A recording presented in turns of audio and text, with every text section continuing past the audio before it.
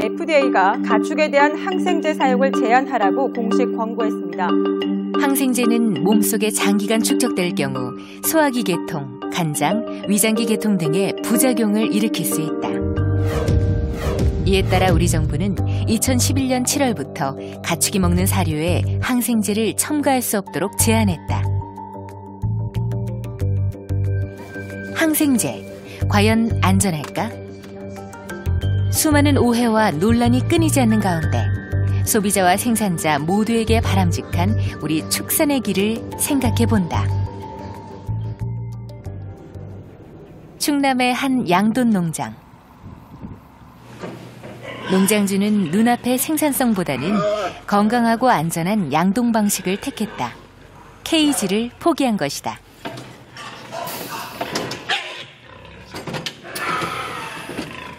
돼지를 효율적으로 관리하기 위한 현대식 기계 설비를 도입한 농가.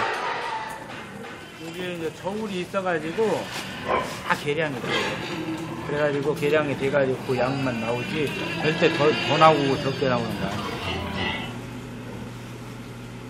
축사 바닥에는 왕겨를 깔아준다.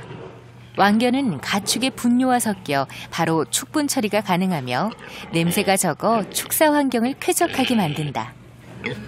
여기다 똥을 싸는 그 같이 배설물 발효되어 있는 탭이거든요. 여기서는 거의 냄새가 안 난대요.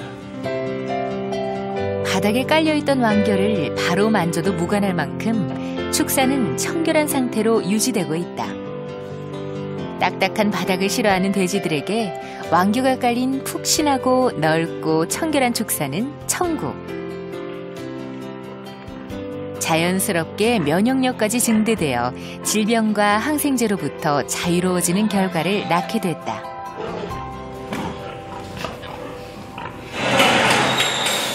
우리나라의 항생제 사용은 축산업의 규모에 비해 상당히 높은 편이었다.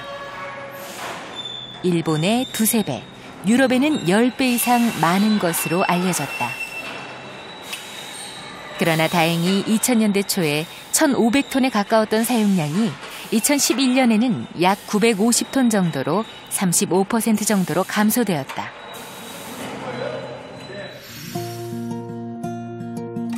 충남 논산에 위치한 양돈 농장을 찾았다.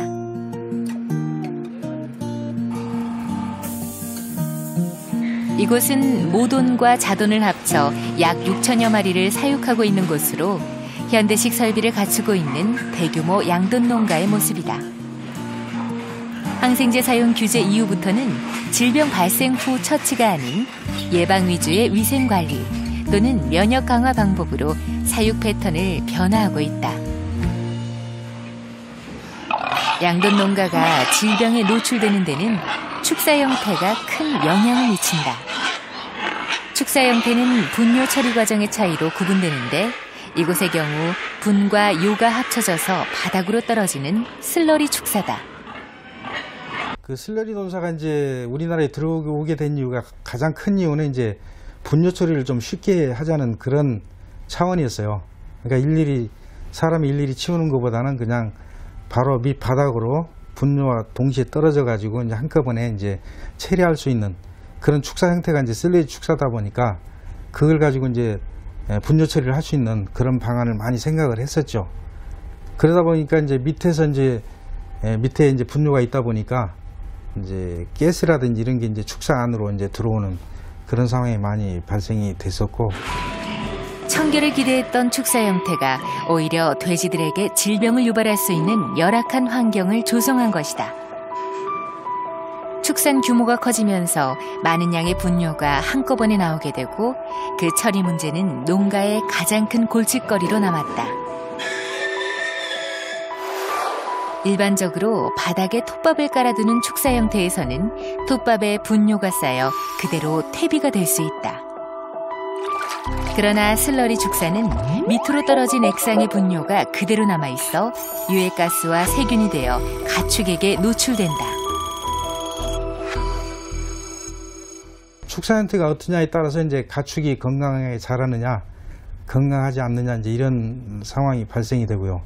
더군다나 이제 그 밀집 사육이라든지 이렇게 됐을 경우에는 이제 또 밀도가 좁다 보니까 가축이 조금 이제 질병이라든지 이런 쪽에 이제 약해지는 그런 측면이 있죠. 그래서 축사는 상당히 가축에게는 중요한, 그리고 또 축산농가한테도 상당히 중요한 그런 이제 하나의 건물이라고 볼 수가 있습니다.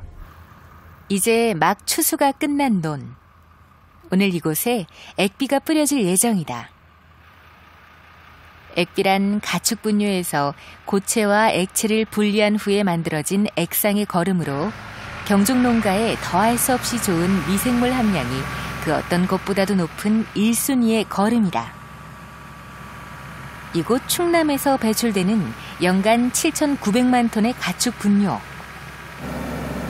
이는 지역 내 자연순환 농업센터를 통해 자원화되고 생산된 액비는 지역 내 논밭에 거의 무상으로 지원된다. 가축 분뇨를 자원화하기 위한 사업에 좋은 모델이 되고 있다. 항생물질의 사용에 대한 것은 규제는 필연적으로 지금 이제 시대적인 요구이지만 실질적으로 그러한 축산의 형태가 지속 가능한 축산으로 갈 수 있겠느냐 하는 담보의 문제는 축산 농가만의 문제는 아니다. 그래서 결국은 정부의 지원과 그 다음에 축산 농가들의 자발적인 노력, 자기 감시, 그 다음에 이렇게 생산된 축산물을 값이 좀 더 비싸지만 사 먹겠다라는 소비자들의 어떤 긍정적인 수용 자세, 이런 것들이 다 어우러져서 아마 우리가 생각하는 안전한 축산물 생산 시스템은 만들어지지 않겠느냐, 이렇게 생각을 합니다. 항생제 사용 금지는 안전한 축산을 위한 빙산의 일각에 불과하다. 이를 위해서는 오히려 가축을 어떤 형태로 사육할 것인지에 대한 사육 환경의 문제가 우선되어야 한다.